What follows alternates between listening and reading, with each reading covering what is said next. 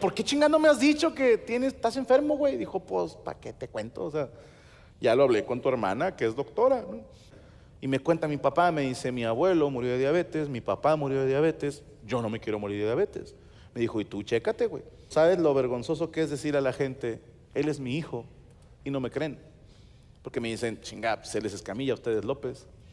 Le dije, qué culero, ¿no? Cuando no creen que eres pariente de alguien porque no se parecen en nada. Le dije, y pues no sé, o sea, honestamente, y les digo a ustedes, yo desde que cantaba en bares, yo decidí que mi nombre artístico iba a ser el apellido de mi mamá. ¿Por qué? Porque es la que siempre me apoyó. Es la que iba a todos mis eventos cada que podía, es la que me echaba porras, es la que me decía, dale y a ver cómo te va y Dios quiera te va a ir bien. Y le dije a mi papá, mis hijos llevan tu apellido, no me lo cambié, pero mi escenario lleva el apellido de mi mamá. Dije, es así de sencillo. Y de repente me suelta la de, no sé por qué dices que nunca te he apoyado, yo siempre te he apoyado. Le dije, jefe, tú no querías que fuera nada de esto, no mames, para ti esto son puterías, para ti esto son payasadas, ahora soy un payaso profesional y a ti te caga, ¿no? Y le digo, honestamente, ¿qué más te da?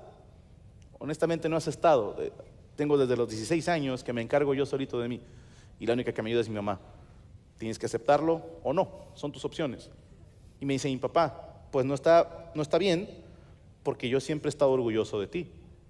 Y en ese momento, mis hermanos, se me quiebra la voz y no puedo evitar llorar. Y le dije, esto es lo que me caga de ti.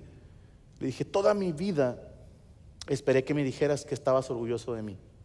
Yo no lo necesito ahorita, lo necesitaba antes, cabrón.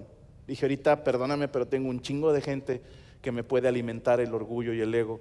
Yo te necesitaba antes, cabrón, cuando yo me esforzaba por ser como tú y no podía, porque yo lo intenté, mis hermanos.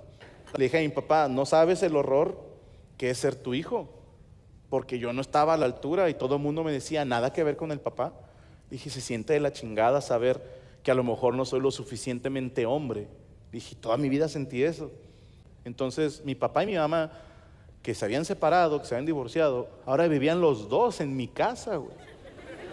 Estoy bien loco, güey. Y bajo a la cocina y está mi papá sentado chingándose un café y mi mamá está haciendo desayunar y me dicen, ¿desayunas? Y yo, con madre, sí. Y me siento y estoy sentado con mi papá y mi mamá. ¿Sabes si hace cuántos años no pasaba eso? Casi me parto ahí mismo. Y mi papá cambió tanto que hasta veía telenovelas.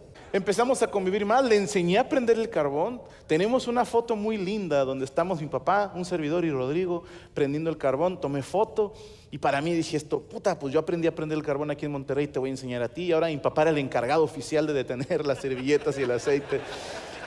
Y después ya lo prendía él solo y me lo empecé a llevar a eventos y empecé a hacer freestyle y decidí que mi nombre iba a llevar el López.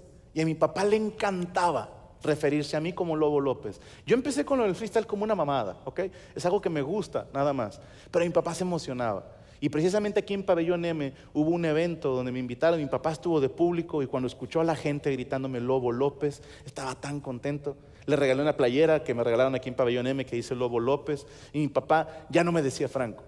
A veces en casa se refería a mí como Lobo López. Le dije, carnal, mientras me quede vida, voy a seguir haciendo eso.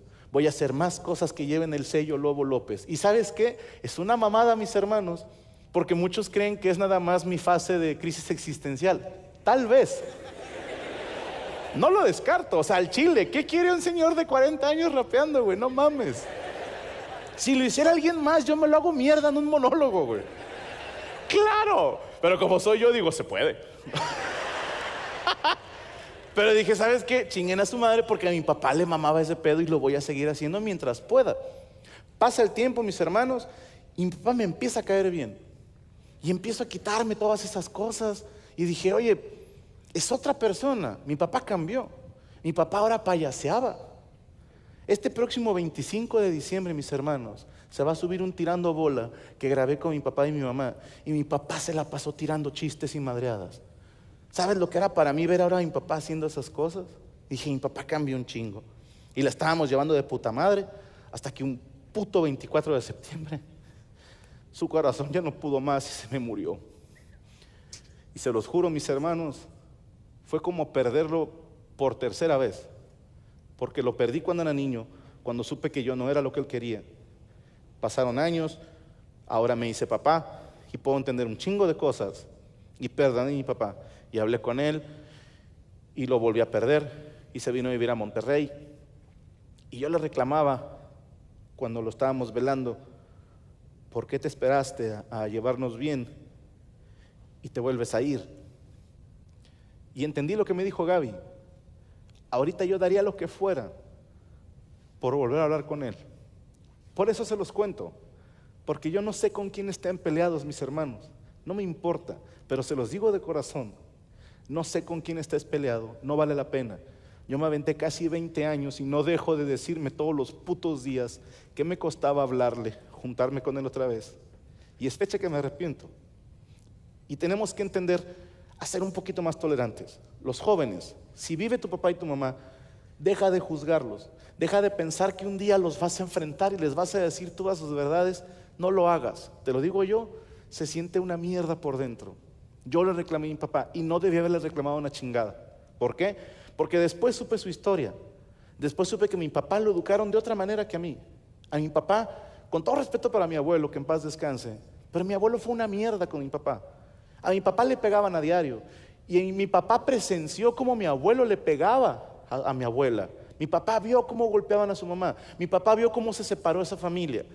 Mi abuela abandonó a mi abuelo. Mi papá dijo, yo nunca voy a cometer esos errores. Mi abuelo también era alcohólico y dejaba sin comer a la familia. Me gasté todo, háganle como quieran. Mi papá era pedote, pero nunca me dejó sin comer.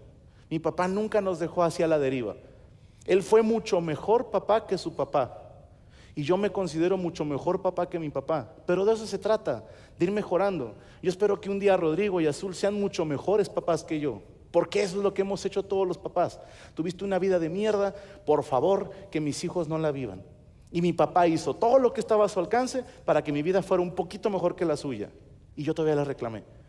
Soy mejor papá que él, pero él fue mejor hijo que yo. Él nunca le reclamó nada a su papá. Si tienes a tus papás, habla con ellos y no los juzgues. A huevo que tus papás se han equivocado.